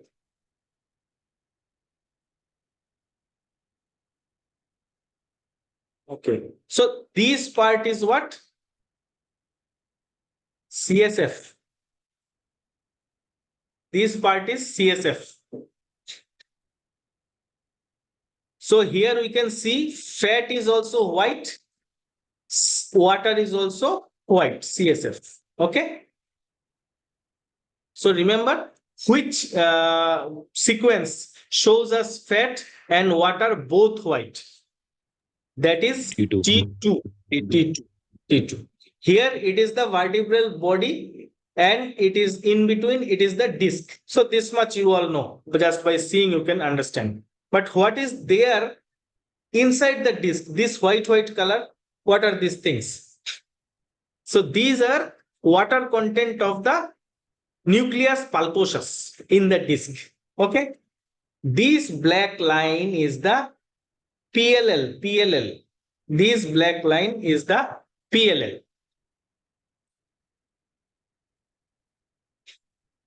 This is actually posterior dura. This is posterior dura. Okay. This is ALL. This is ALL. Okay. Here, this is the cross section. This is the cross sectional area, axial view. Okay, this is the axial view. So here what we are seeing, again the structure. This is the bony structure. This is the bone. Okay, this is the bone. So here we can understand that this is the facet joint area. This bone is actually the superior articular process of the lower vertebra. Okay, of the lower vertebra. Anything which is in the lateral side, that is the superior articular process of the lower vertebra. Medial side. So this part, whole thing is joint. You can understand this is one piece of bone, this is one piece of bone. Okay. So medial side, this is the inferior articular process of superior vertebra. This is the inferior articular process of superior vertebra. You can see this picture, this bony whiteness or intensity, hypointense or isointense. So this one doesn't match with this one. Then what do you understand? You can understand that this part is bone and this part is disc. Okay. Secondly, this side is black and this side is white. So what do we understand? This medial part is nucleus pulposus and outer side is annulus fibrosus. Annulus fibrosus. Okay. Now let us see, there are these are muscles, of course. These are the paraspinal muscles. This is the quadratus lumborum. This is the psoas muscle. Okay, so these are paraspinal muscles, not of much importance. Now let us see the another thing. When you are seeing the axial section, question may come whether this has been cut in the pedicular area or in the foramen area or in the disc area. Which area? So you can understand it is in the disc area and there is no connection. If there is a bony connection, then you know that this is a pedicular area. So what we are seeing here, this white color, this is again CSF. Here both are white, but still there is a difference. So this white and this white, both are white, but it is fat. This is epidural fat. So here again, the CSF and fat both are white, water and fat. So we know this is the T2 sequence. Now comes nerve roots. This is one nerve root. This is one nerve root. One or it can be more also. But then this is one nerve root, and there are some nerve roots. Okay, these are nerve roots. This nerve root is the exiting nerve root. Exiting means after some time it will come and go through this foramen out. Through this, these are the area here. Of course, I cannot show, but then these are the exiting nerve root. Exiting nerve root means it will go and come out through the foramen. Okay, but these are sacral nerve roots. Posteriorly, what you are seeing, you can remember that sacral foramens are in the posterior side, so they don't need to go to lateral side. They will come gradually, one by one. They will come through the posterior side. Here, by seeing this area, you can understand that there is no compression in the spinal cord. Okay, this would have been like this. This whole black area would have been like this. Then we would have said that there is a compression on the poda equina, not the cord. Cord is it is already over at the L1 area. Okay, so this is a normal structure. This is a normal structure when there is no pain in the patient. Okay, so you have understood these are nerve roots exiting, and this is the traversing. Traversing means it is traverses down. It traverses down. Okay. So this much in the axial section.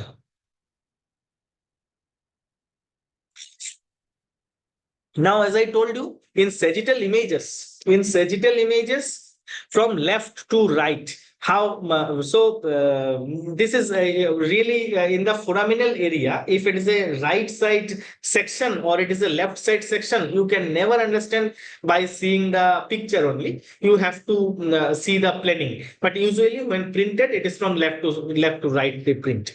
Okay, so here you just understand this much, that this is the midline area. Also, this is the midline area where sagittal image has been taken. So these are the spinous processes. This is a laminar area. So you can see the lamina.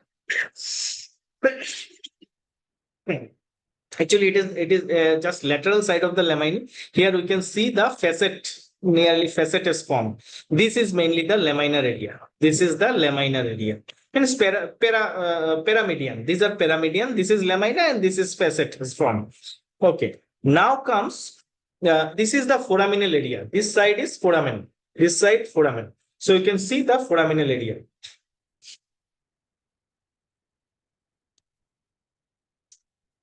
Okay. Now let us go to the next one. So here, left to right I have shown, but all are T1 images. How do you know it is T1 images? Because only fat is white. So you can see the fat is white, but not the water content. CSF is black. So it is T1. So we can understand always we have to see that which sequence and which plane. And of course, location of the plane also. So here again, sagittal images from left to right, but here the this one your T2 image. Why it is T2 image?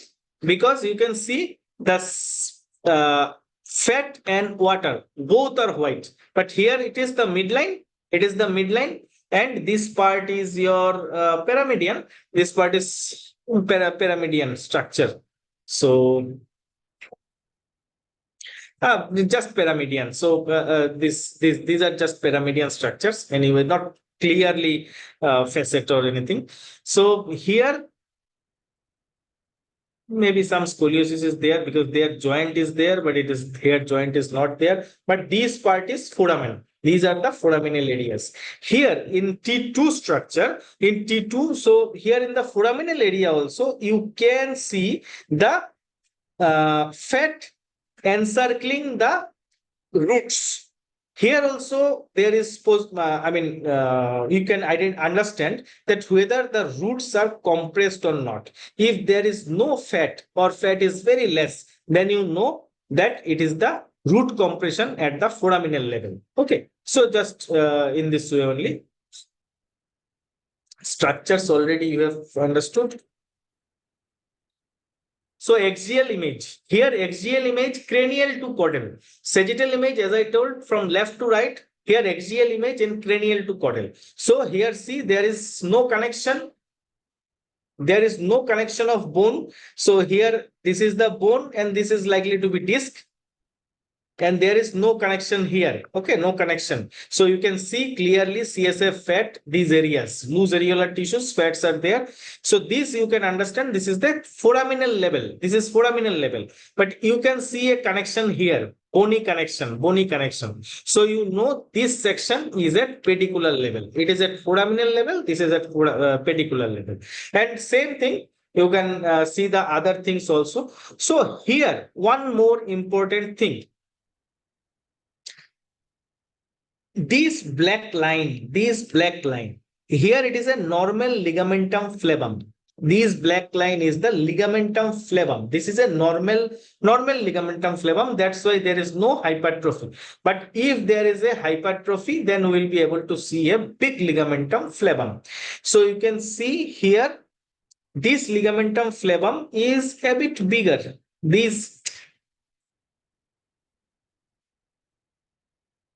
Anyway. Okay, so this ligamentum flavum is a bit bigger, but which sequence is this? Here you can see the fat is white, but here also subcutaneous fat. So these are white, but the CSF, this area, CSF is black. Okay, CSF is black. So which sequence? T1. T1. Yes, T1. So here, in this section, the main important area for seeing is the main spinal canal area. If there is a compression from the front side by the disc or not, or from the side or posterior side by the ligamentum flavum or not. So these two areas, actually for us pain physicians, this is the important part. Disc herniation, as I told, there can be multiple types of disc herniation. Just remember, by the site, you can say that whether it is a central disc herniation, or it is a paracentral disc herniation, or it is a foraminal disc herniation, or far lateral disc herniation. So if it is in the middle part, so this is a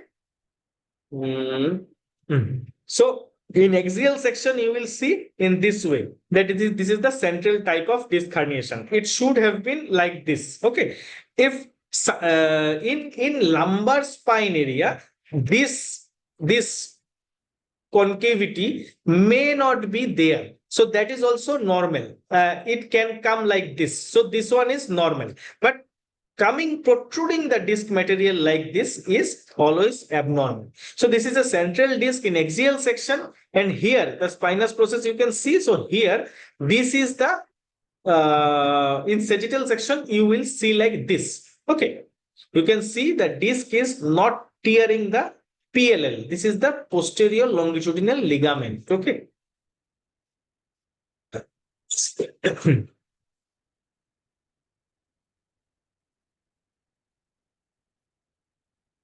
Okay.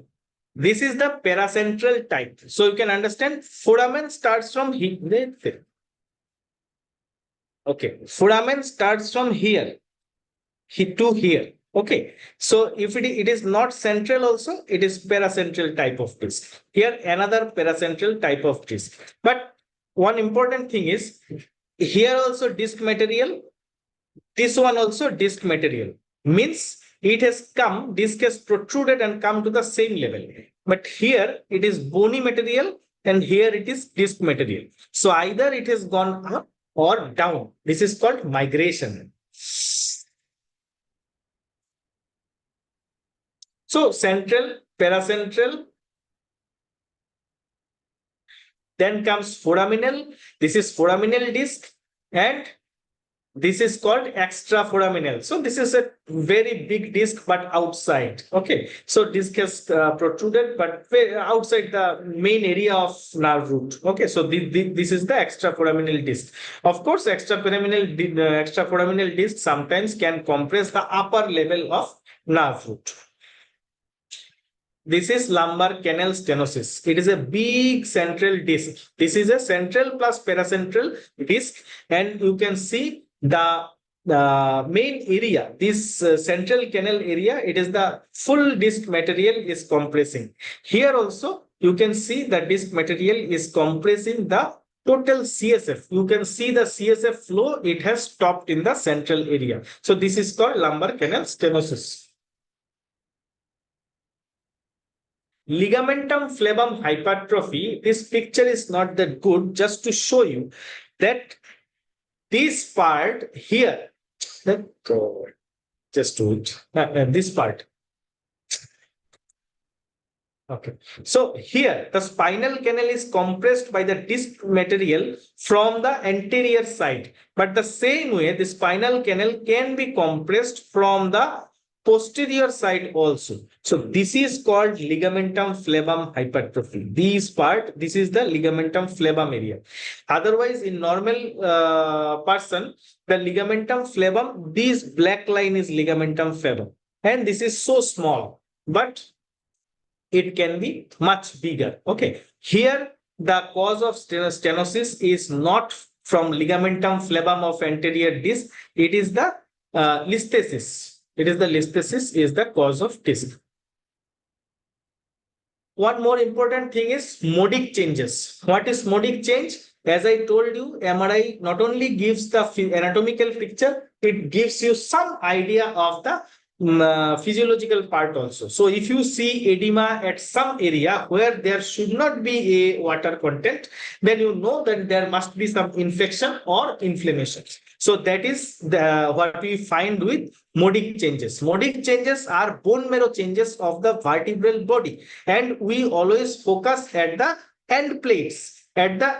So here, just to remember in this way, type 1, type 2, type 3. In type 1, we will see the T1, and we will see the T2. In type 1, in T1, it is black, and T2, it is white. In type 2, it is both white. Okay. In type 3, it is both black. So type 3 means sclerosis, degeneration. Type 2 means fatty degeneration, still degeneration. Okay, type 2. But type 1 is, we suspect edema or inflammation.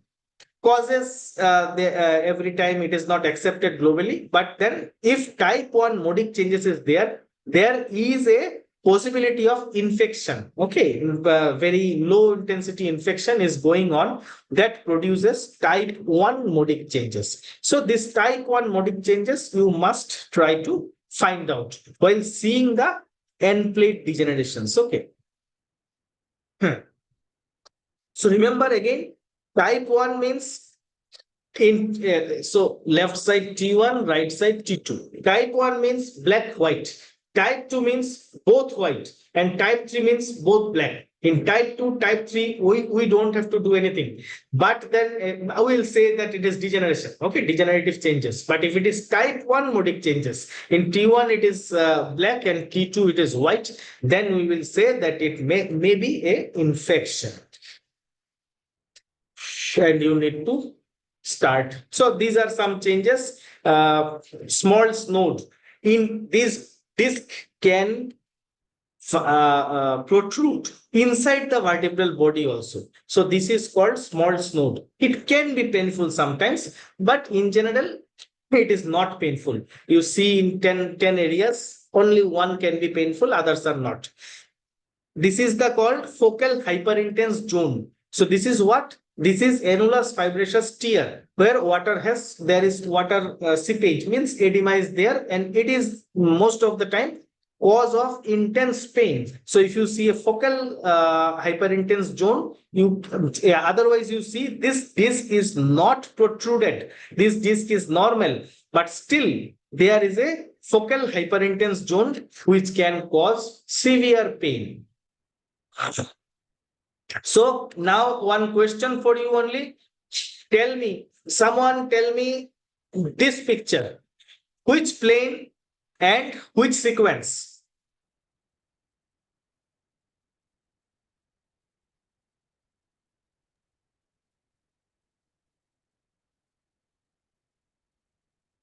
Anyone?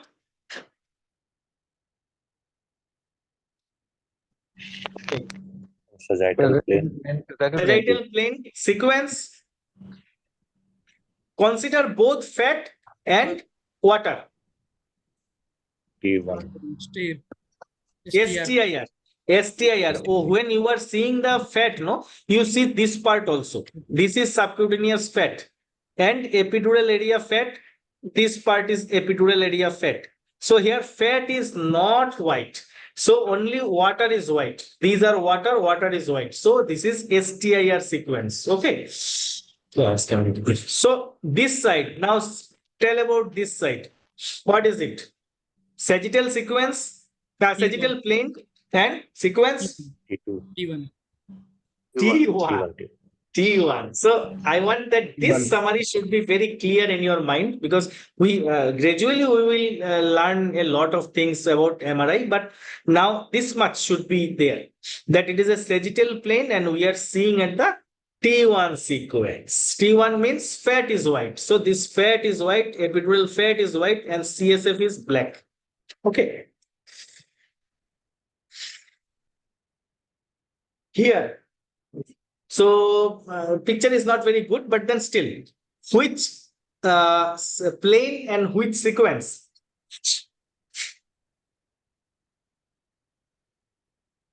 Plane, everyone can say this is the axial plane.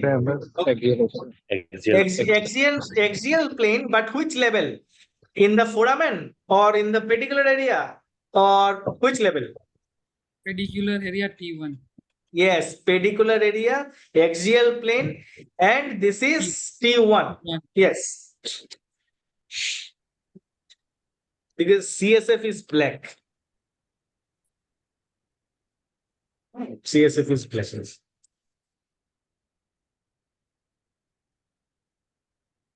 Okay. This one is, tell me. Sagittal T2. Sagittal image and T2. T2. Yes. So somebody tell me, what is this? This structure? Nucleus. Pulposus. Yes. Okay. So this one also you can understand. This is water. This is fat. Okay. This is small nerve root, but around that this is fat. So both water and fat is white. So it is T2. Somebody tell me, what is this structure? This structure. Superior articular surface of the whole. Lower vertebra. Yes, superior articular process of the lower vertebra. Okay. Here nothing much to. Okay. What are these things? Coda equine. Coda equina, so these things also coda equina at present. But I am asking about only this, only these things. Together, everything is coda equina, of course. But these part are exiting. These are traversing sacral roots. So this one also you can say which what is this? See, which sequence? T1. TU, because this is CSF black, this is fat, this is fat. Fat is white.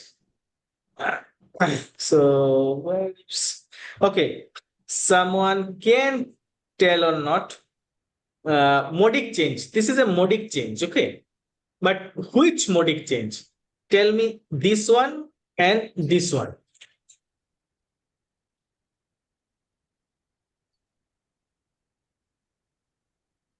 You can say, first thing you have to, for modic change, you have to know which sequence. This you can know T1. This you know T2. In T1, this part you can say black, because surrounding what is area is white. So T1 black, and here T2 surrounding area is black. This part is white. So this is white. So you know this is modic 1. And this is our, when we see this, we must think of infection. That is very important. Okay. Thanks. Now, actually, I will show the. Otherwise, we will get. Today, I have taken a bit more time. Just important things still. Because in X-ray, I will just ask you the questions you need to answer. Okay. What is this?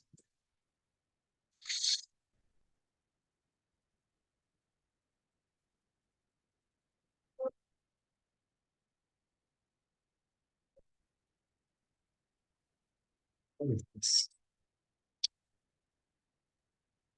Just a minute. Start.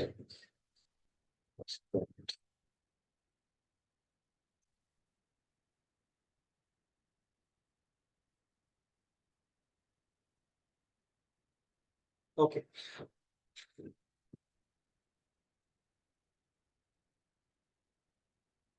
Share screen. Continue on this point. Sure. Just few lines here. Then I will show over mannequin. Okay. So most of our lumbar procedures are done in this way. Patient will be lying prone, and in CM, this is the receiver part. Receiver part, emitter is below the bed, from where X-ray our beam will come, and this will be received by this. Okay, so here one important thing is you see the curvature. Lumbar curvature is there. So what is importance of this curvature? Because though lumbar curvature is there, but under the skin, when the patient is lying just prone, you don't know how the bone is oriented towards you. Okay, because this is of course a normal patient, but someone can have kyphosis, someone may have scoliosis, or say this curvature is not there, or it is more. That is also possible. So for most of the procedures, we need to see our this spine at a 90-degree angle. Okay, so say I'm talking about this one. Okay, so this one and this one cannot be seen at the same angle, because this is the back. Okay, this is the patient's back, this is the patient's back. Now if I see this if I keep both the while seeing both the vertebra, if I orient my CR machine in the same way, then both the vertebra cannot be, we cannot see both the vertebra at the 90-degree angle. If it is true for this one, then it will never be true for this one, because it is in a different angle and it is in a different angle. So what we want is actually this posterior line, and this is the end plate. Okay, this is the end plate area. So we want to see if we just make one say this is the X-ray beam. If we consider one line is coming, so we want our X-ray beam should be just parallel to the vertebral end plate, this one. Okay, so that we can see the whole vertebra in a 90-degree fashion. Like say this one is the end plate, our X-ray beam should come in this way. It doesn't matter over the skin what angulation you are making. We want to see with this is the end plate, our X-ray beam should be parallel to that. This doesn't matter what angulation is at the skin level. So you can see for seeing these vertebra, my X-ray beam is coming from below to above. Whereas for seeing these vertebra, my X-ray beam is coming from above to below. So it is not the above the skin, whatever we see, that doesn't matter. We have to be while seeing the X-ray picture, while before procedure, while seeing the picture, my X-ray beam should be parallel to the end plate. That's it.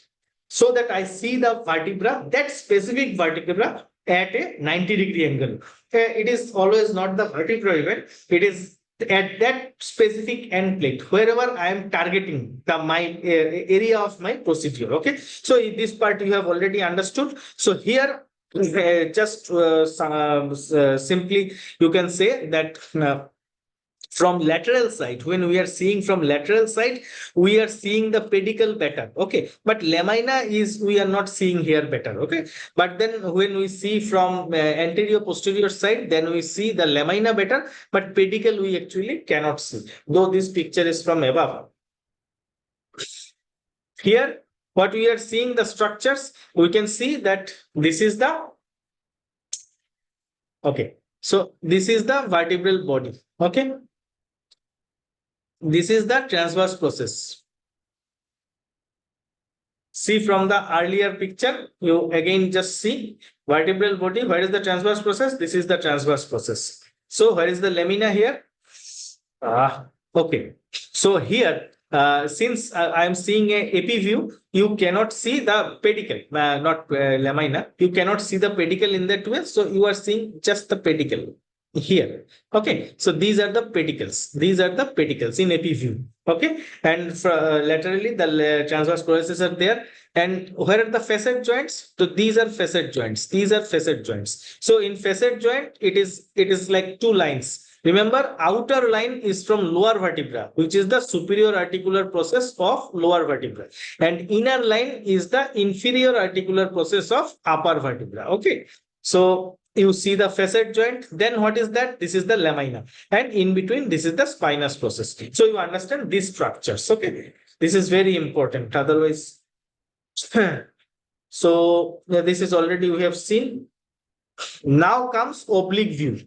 Just I showed you that time AP and lateral is all right. Now see the oblique view. Here it is called Scotty dog view. Remember, all the most of the procedures, all the procedures you can say they are done in this view, Scotty dog view. So this view you can you find the dog? So this is the Scotty dog.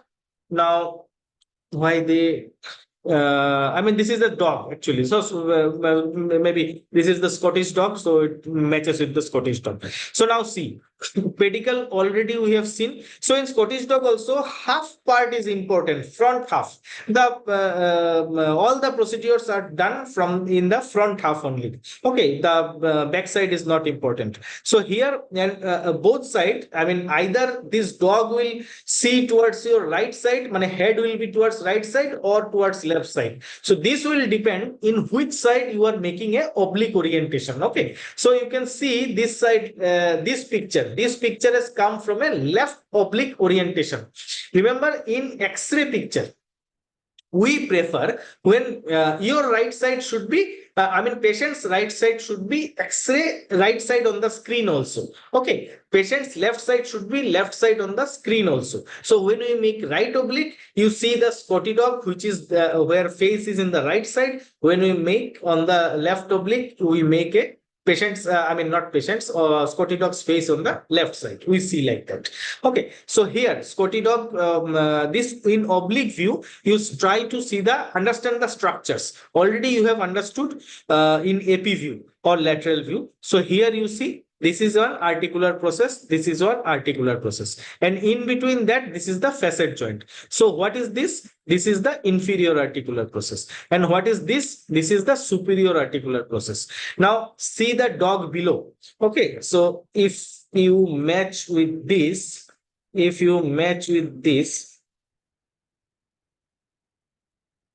then you can understand that so what is this inferior articular process? Inferior articular process is actually foreleg of the dog, front leg of the dog. So this one front leg of the dog, inferior articular process. What is this? Ear of the dog. Okay, ear of the dog. This is another, this level another dog, this level another dog. And when I'm saying the foreleg of upper level, okay, and this is the ear of the dog, this level, ear of the dog. So what is that? This ear is made by the superior articular process. Okay, here ear is made by the superior articular process. This is the eye of the dog. Eye means pedicle. Eye means pedicle. Okay, again just try to see. So eye means pedicle. Here every level eye is pedicle. This dog, perception of this dog is very important. Then things become much easier. Okay, then what is this? Nose. Nose is the transverse process of the dog. Okay, this is nose of the dog. Another important part is lamina. Lamina. So lamina, what is this? This part, this total part is body of the dog. This lamina, but this is body of the dog. Okay. Neck of the dog is pars intraarticularis. If there is a fracture, then it will look like there is a collar in the neck of the dog. So this is the areas. So again, let us see. This is the foreleg. This is the foreleg of the dog. This is the ear of the dog. This is the eye of the dog. This is the transverse process nose of the dog. This is neck, and this whole, not this one, this part. This part is the body of the dog. So this is the most important thing.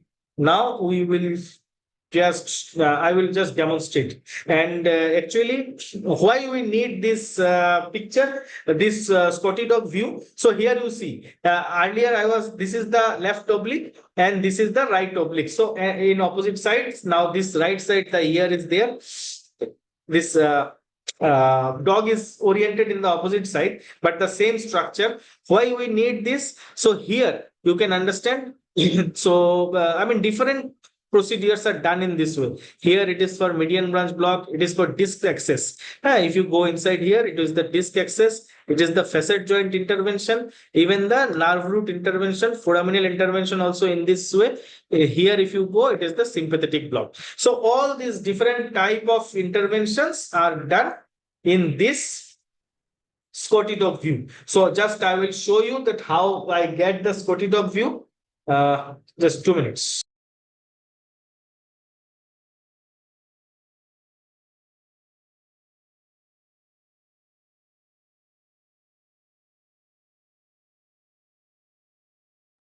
In the meantime, if you want to ask any question, please ask.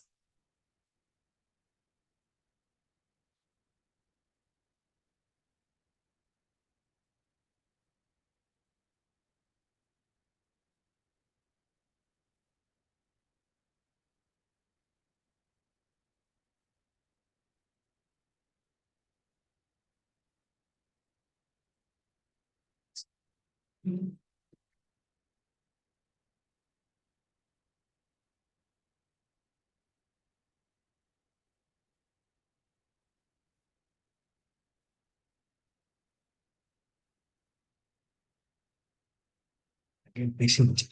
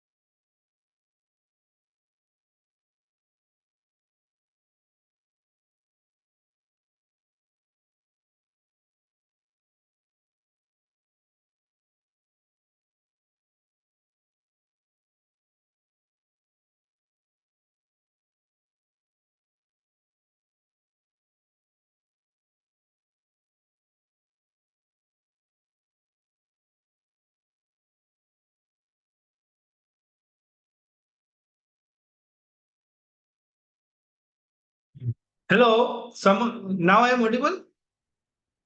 Yeah, boss, you are audible. Oh, okay. Okay. I was thinking that why I'm not audible.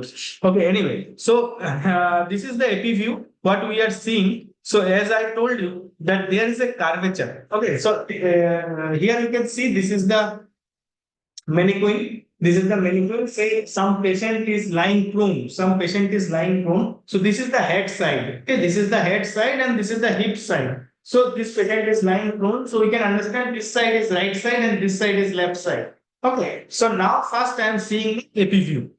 So we are seeing the AP view here in different. If I show you that here there is a one line, okay, but this line I do not get in the lower picture. This side there should have been a line, but I do not get that lower picture. Why is so? Because the angulation is completely different. Okay, here I see one line, and so these angulations are completely different. Shoot.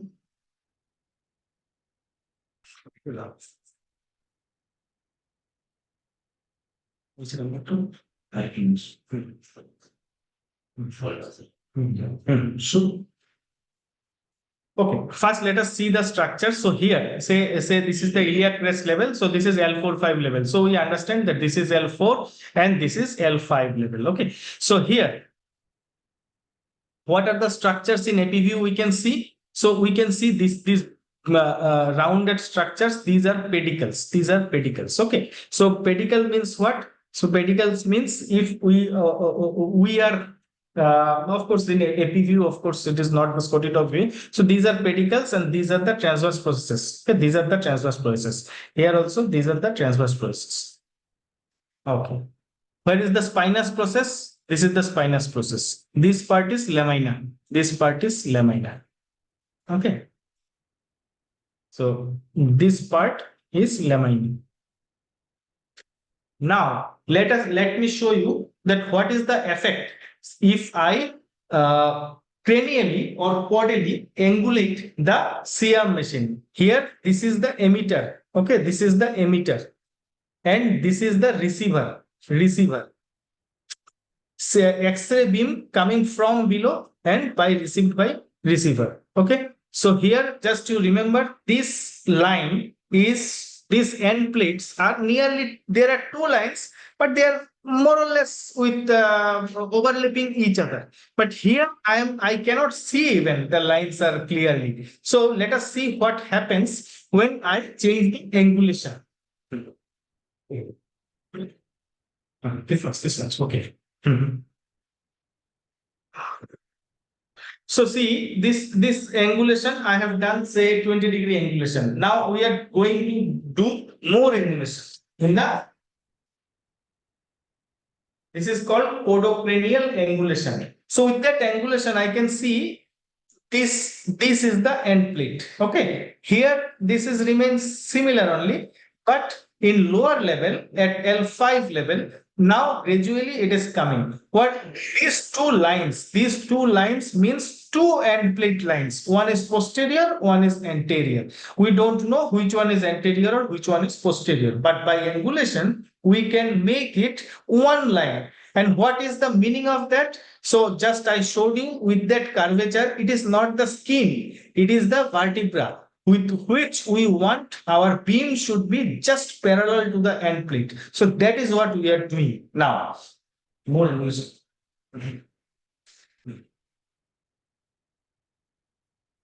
So see, this is becoming smaller. So it will gradually become more evident. Become one line. Okay. Okay. So now you see these two lines have become one line, but these lines are again not there. Earlier, this was showing one line, but it is not there anymore. So this has become one line. What does it mean? This means that this L5 and this L4 under the skin, they have a lot of variation in their due to lordosis. This is totally like this. So both the things, like when you are targeting a vertebra, you should target that vertebra only, that area only, so that I mean you cannot see both the vertebra in a 90-degree fashion. Either you see L4 or you see L5. Understood? Is any question in this thing? So just see, if I go again opposite direction gradually, then you will see that this will again become two lines and this will become one line. Should? Okay, should. So gradually I am going. So see, now upper one is again coming gradually. Should.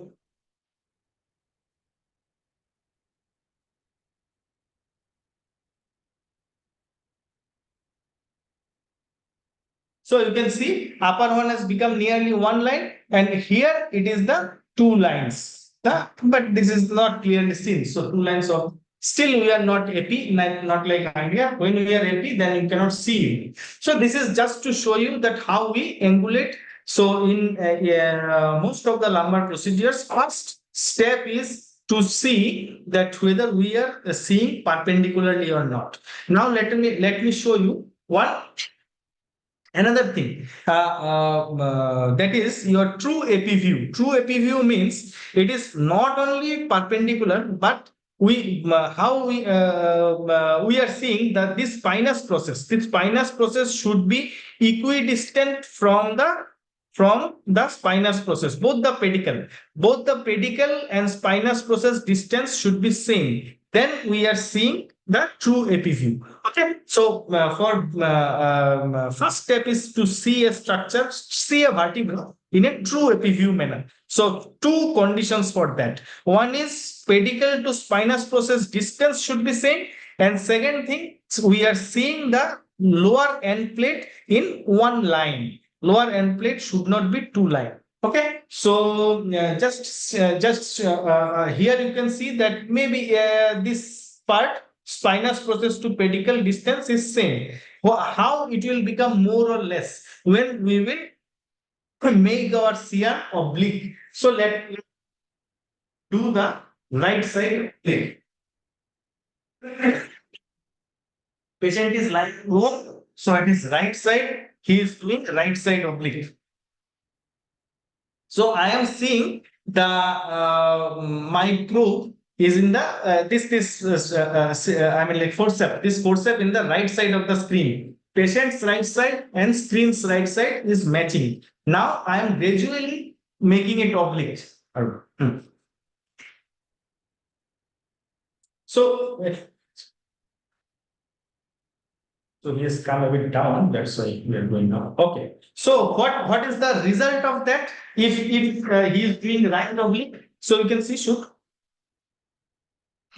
So you can see pedicle to spinous process distance is not anymore same. Left side it is smaller, right side it is bigger. So and here there is another thing is happening. That dog, the Scotty dog is getting formed. You can see now a bit better that dogs are here. How? We will see a bit more oblique, then we will see the dog better. So oblique view is actually the Scotty dog view. Right? Okay. Now, say my target, I am not seeing both the Scotty dog is not my target. This L4 Scotty dog is my target. So I have done this one as a single line. I have forgotten about this. So do not try to see L5 now. So you see the L4. Let's see the upper level also, maybe L3 also should. Okay, so here all the levels, so you will understand it better. That's why. So this is L3 level, this is L4 level. Now I am just marking it. You have to answer. What is this? Somebody tell me. Pedicle. Pedicle. And pedicle means eye of the dog. Okay.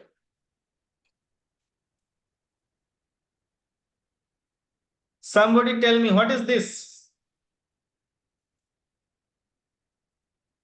For dog, it is Here. Yes. here. And structure, Inferior Yes. receptor, superior.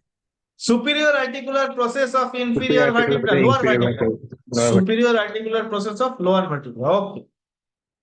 Okay. Someone tell me what is this? Transverse process. Transverse Nose. process, and for dog it is Nose. nose. Nose and transverse Nose. process. Okay. What is this? Only this much. Yeah. Inferior articular surface of the superior vertebra.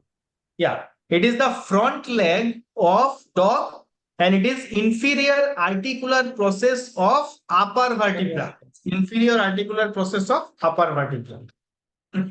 So what is this area?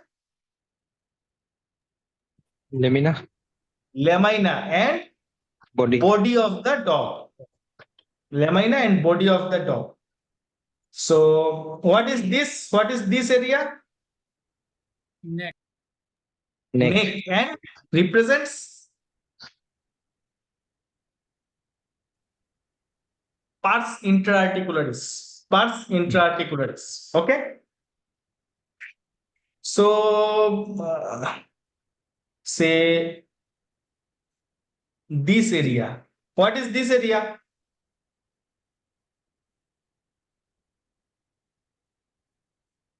And plate. Disc space between two vertebra. This is the disc space. Okay. So that we will talk about this thing later. For today, this much is all right. And yeah, this is all right. So today's, I think this is starting only. So next day we will go much in depth. So this is only just basics of this one, fluidoanatomy of lumbar spine area. Now comes, okay, for today this much only. You all do one thing for the next class. You all please see the skeleton. Plastic skeleton, if someone has, or from anywhere you see the skeleton from your hospital, that you must understand which one is where. In three-dimensional structure, when we are seeing a three-dimensional structure in two-dimensional structure, the problem which arises is this doesn't remain in our mind, that which one is posterior, which one is anterior. Okay. So next day you memorize this part, because I will ask a bit questions then. Okay. So this 3D structure you just memorize. For today this much only. You please see the recording, and for procedure or procedures will proceed gradually. Okay. Okay then. Any other question? Anyone has any question?